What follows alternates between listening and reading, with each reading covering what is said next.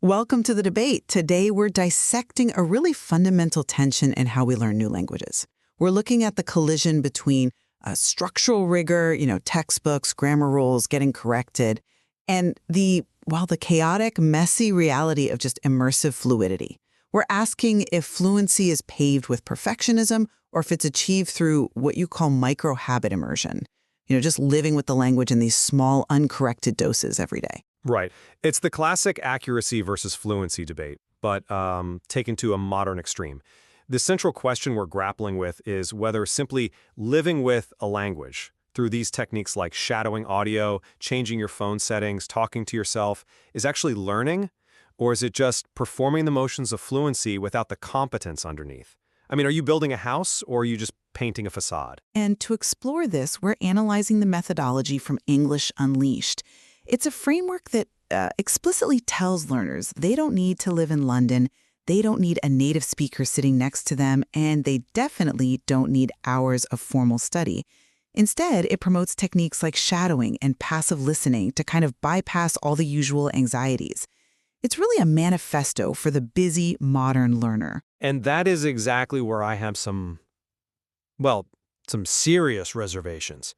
Because while the accessibility is undeniable, the source material advocates for unguided practice.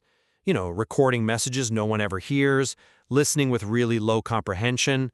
My concern is that this risks what linguists call fossilization. It's when a learner makes a mistake so many times that it becomes a permanent part of their brain's language map. So you might feel more confident, but are you actually getting better? Or are you just getting faster at being wrong? Well, I'm here representing the perspective that fluency is a physical and psychological state, not just an academic one. The English Unleashed approach argues that the biggest barrier to speaking is the study mindset itself. By integrating English into the fabric of your daily life, making it as routine as your morning coffee, we prioritize muscle memory and confidence. And those are the engines of real-world communication. If you wait until you're perfect to speak, you'll just stay silent forever. And I'm here to argue that language is a system. It's a system of rules and meaning. And while engagement is absolutely necessary, uncorrected repetition, what I'd call the parrot effect, can be actively detrimental. I believe that prioritizing this kind of superficial exposure over deep understanding, it creates a false sense of proficiency that just crumbles the moment you face any kind of complex communication. I want to start by laying out the core philosophy here, because it's pretty radical in its simplicity. The source material, it's presented by a speaker named Tom, and he posits that learners are just paralyzed by this idea that they need the perfect time or the perfect place to learn. He specifically calls out the fallacy that you need to move to the UK or America. His whole argument is that you replace the daunting concept of study with, quote, small, smart steps. It's all about removing the friction. Smart steps is a great branding term, I'll give him that. But we need to look at the mechanics. What does that actually look like in practice? It looks like volume over precision. One of the key pieces of evidence for this approach is the idea of making English your background music. The source explicitly says you should listen to podcasts or news while you're walking, cleaning, cooking. And here's the crucial part that I think challenges your position. Tom says you don't need to understand 100%. Even if you understand only 30% or 50%, it's still useful. The argument is that this constant auditory input just trains your ears to the rhythm of the language, regardless of total comprehension. I see why you think that, but let me offer a different perspective on that 30% figure. There's a concept in language acquisition called comprehensible input. The idea is you learn when you understand the message plus a little bit more. You're essentially stretching your understanding. If you're listening to something and you only get 1 in every 3 words, you aren't really engaging with the language. You're tuning it out. It becomes white noise. The source calls this passive learning, but I would argue it borders on passive ignoring. But isn't there value in just acclimatization? I mean, even if I don't understand every word of a song, I can still hum the melody. The source argues language has a melody, a prosody. By listening while you cook or clean, you're just soaking in the intonation patterns. You're learning where the stress falls in a sentence, even if the semantic meaning is all blurry. It primes the brain so that when you do learn the vocabulary, it just slots into a familiar rhythm. Acclimatization is real, I grant you that. But let's look at the other side of the equation, output. The source suggests you, quote, record a 1-minute voice message every day. That sounds great until you read the fine print. No one else has to hear it. And this is where the methodology becomes dangerous. If no one hears it, who corrects the syntax? Who corrects the pronunciation? If I practice saying, I finish the work every day for 6 months when I should be saying, I have finished the work, I haven't learned English, I've perfected a mistake. But look at the alternative. Most learners are so terrified of making that exact mistake that they say nothing. They stay in the silent period for years. This method breaks the seal. It says, open your mouth. And this brings us directly to our first major point of contention, the shadowing technique. This is really the cornerstone of the whole English Unleashed method. Shadowing is a recognized technique, sure, but the way it's applied here is what worries me. Okay, let me define it clearly for our listeners. The instruction is to listen to a speaker and repeat exactly what they say simultaneously, like an echo. You match the speed, the tone, the rhythm. My position is that this is a physical workout. It's about training your speaking muscles to overcome that, that strange feeling of foreign sounds in your mouth. You know that feeling when your tongue just feels clumsy? Shadowing fixes that. And I have deep concerns about how this is framed. The source explicitly instructs the learner. You don't stop. You don't translate in your mind. You don't look at a dictionary. Exactly. To stop the brain from translating, to kill the lag. But think about what that means cognitively. If I am shadowing a sentence like, I want to speak English fluently, and I'm just mimicking the sound waves without analyzing the grammar or the vocabulary, I'm bypassing the cognitive processing required for language acquisition. I am not learning how to construct that sentence. I'm just making a noise that sounds like the sentence. It risks prioritizing sounding natural over being correct. You're just training yourself to be a high-fidelity recording device, not an actual speaker. I'm not convinced by that, because you're assuming that analysis is the only path to learning structure. Think about how kids learn. They mimic long before they parse grammar.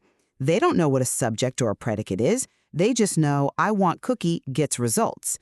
The source argues that translation causes delay. It creates this processing lag. By acting like an echo, the learner creates direct neural pathways between the sound and the speech organs. The material says it helps you get used to how English sounds, how it moves, how it feels in your mouth.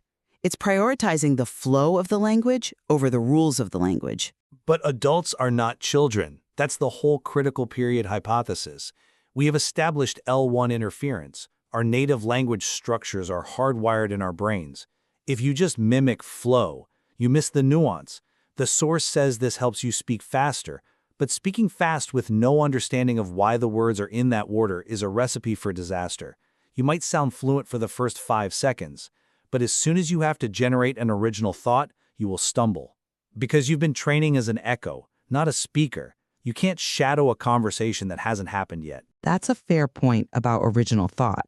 But shadowing isn't the whole method. It's the gym workout. You don't bench press so you can bench press in real life. You do it so you have the strength to push a door open.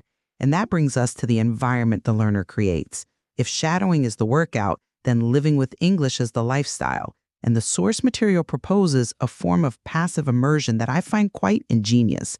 It suggests changing your phone settings to English. Ingenious or trivial? This feels like a life hack that doesn't actually hack anything. Now, hear me out. We check our phones, 50 to 100 times a day. That's 100 touch points with the language.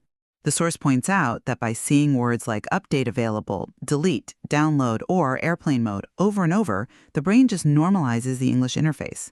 It removes the fear. You stop seeing English as a foreign code to be deciphered and start seeing it as a functional tool.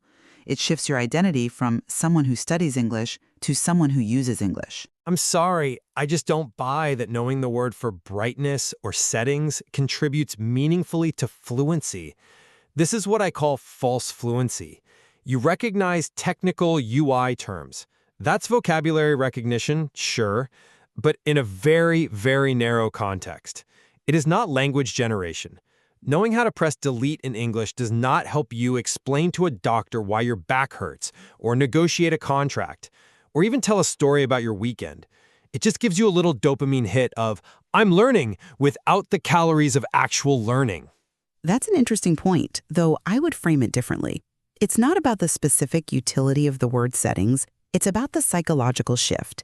It builds an immersion environment where English is the default, literally and metaphorically. And the source doesn't stop there. It combines this with advice to consume short-form content, TikTok, Reels, YouTube Shorts. Which brings its own set of problems. Now we're talking about 15-second clips of highly contextualized, often slang-heavy speech. But look at the advice. Choose videos about travel, food, or daily life. Watch the same 20-second video 2 or 3 times. This surrounds the learner with the target language in a way textbooks never can. It's authentic, it's fast-paced, it's real-world English. It captures the vitality of the language as it's actually spoken, not the sanitized version from a classroom dialogue. It is authentic, yes, but it is fragmented. If your primary input is 20-second clips of someone ordering street food, you are getting a very specific, often grammatically loose version of the language. And again, the source encourages you to copy the voice. So if you're copying a TikTok influencer's slang without understanding the formal register, you might end up speaking fairly inappropriate English in a professional setting. Structure matters. Context matters. You can't learn to build a skyscraper by looking at photos of graffiti. Okay, let's move inward then. We've talked about input and settings, but the English Unleashed method also creates a strategy for thought itself. This is the internal monologue. The tip is to think in English. In theory, a great goal. If you can think in the language, you have mastered it. But how do you bridge that gap? The source breaks it down to avoid overwhelming the learner. It suggests starting with simple observations. When you wake up, I'm still sleepy. I need coffee. When you walk outside, the sky is blue. I see a dog. The argument is that this eliminates the translation lag. You're not thinking in your native tongue and then converting. You're connecting the brain directly to the concept. I am tired becomes a direct thought, not a translation of a thought. I come at it from a different way. This is the echo chamber problem I mentioned earlier. The source suggests whispering these thoughts or recording a diary entry. I drank 2 cups of coffee. I went to work. It rained this morning. Here's the danger. If I'm a learner and I think the past tense of go is goed, I will walk around all day whispering, I goed to work, I goed to the store. But that's a specific error. It is a systemic error that's being reinforced by repetition. Without a feedback loop, without a teacher or a native speaker to say, no, it's went, the learner just reinforces incorrect syntax over and over again. The source suggests writing this in a small notebook or recording it. Who checks the notebook? The source actually does address this. It points out that recording yourself helps you hear your pronunciation and fix mistakes next time. It explicitly mentions that listening to your own voice builds self-awareness. It forces you to confront the reality of how you sound rather than how you think you sound. That is a compelling argument. But have you considered the paradox of a novice correcting themselves? How does a learner create self-awareness of errors they don't even know exist? If I can't hear the difference between ship and sheep, a classic phonological problem for many learners, listening to a recording of myself saying sheep when I mean ship won't help me fix it. I'll just hear what I expect to hear. You need an external ear to calibrate your internal monologue. You can't calibrate a scale using its own weight. I concede a teacher is helpful for calibration, but this source is for people who are paralyzed by the need for perfection. If they wait for a teacher to correct every sentence, they just never speak. The method does encourage writing to a friend or using online groups, yes, but the core is independent practice. And this leads to the 4th point, reading aloud and acting. Acting is the operative word there. And I find it fascinating that a language methodology suggests we should all be actors. Well, the source suggests reading simple texts. Children's books are specifically mentioned, and reading them with different speeds and expressions. Imagine you're an actor. It describes this as a gym for the mouth. It's about confidence. If you can read a children's story with emotion and flow, you break down the barrier of feeling silly when you speak English. It lowers the affective filter, that wall of anxiety that blocks our brain from performing. And I agree. Confidence is vital, but the source suggests doing this alone. If the learner's pronunciation is poor, let's say they have heavy interference from their native phonology, then reading aloud just practices poor pronunciation faster and with more expression. You are essentially training yourself to be a very confident, very dramatic speaker of incorrect English. It's the Dunning-Kruger effect in action. High confidence, low competence. But isn't it better to speak incorrectly and confidently than to be too terrified to speak at all? The source emphasizes you should read slowly first, then faster. It's a progression. It's like going to the gym, but for your speaking muscles. You don't go to the gym and lift the heaviest weight immediately. You build up. And frankly, in the real world, a confident speaker with a few grammar mistakes is often understood better than a terrified speaker who whispers perfect grammar. That is a debatable metric. In a gym, if you lift with bad form, you injure yourself. In language, if you practice with bad form, you injure your communication skills. The source encourages this solitary loop. Read alone, record alone, listen alone. It isolates the learner from the reality of communication, which is a two-way street.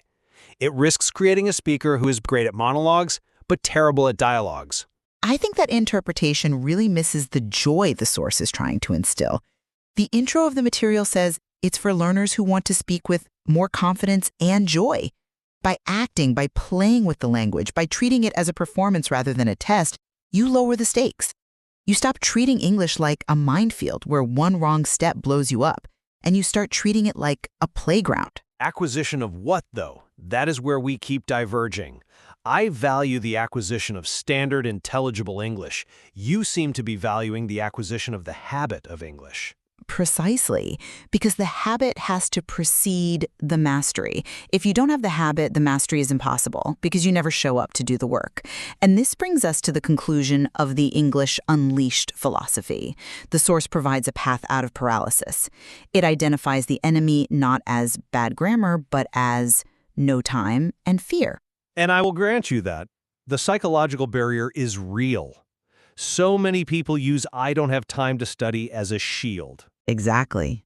By turning English into a habit, morning coffee thoughts, diary entries, phone settings, shadowing, rather than a school subject that happens for 30 minutes on a Monday night, the learner builds momentum. The source says English should become part of your real everyday life. It argues that perfection is the enemy of practice. If you wait until you can say it perfectly, you will never say it at all. It democratizes the learning process. It takes English out of the ivory tower and puts it in the kitchen, in the commute, in your pocket. And my counter-conclusion is this. While these habits undeniably reduce anxiety and increase the sheer volume of practice, they lack the quality control of formal study. There is a tangible risk here. You can become a learner who speaks at a high volume, with high confidence, but with low accuracy. The source says it doesn't have to be perfect, it just has to be practiced. I worry that philosophy leads to a plateau where the learner is permanently stuck in a broken version of the language, all because they never stop to analyze why they were saying what they were saying. It democratizes the process, yes, but it also deregulates it. And maybe the guardrails are what's holding people back. Maybe those guardrails look a lot like prison bars to some learners. Or maybe the guardrails are what keep you on the road and stop you from driving off a cliff of incomprehensibility. Ultimately, the English Unleashed material offers a powerful antidote to the excuse of not having time. It forces the language into the nooks and crannies of the day. It argues that immersion isn't a location, it's a choice you make with your attention. And I agree that volume is essential, but we differ on whether these solo, uncorrected activities should be the foundation of learning or merely supplements to a structured, corrected curriculum. And the question for our listeners is simply this. Is it better to speak incorrectly and confidently, or to wait until you can speak correctly? a question without an easy answer. Thank you for joining us on The Debate. Until next time.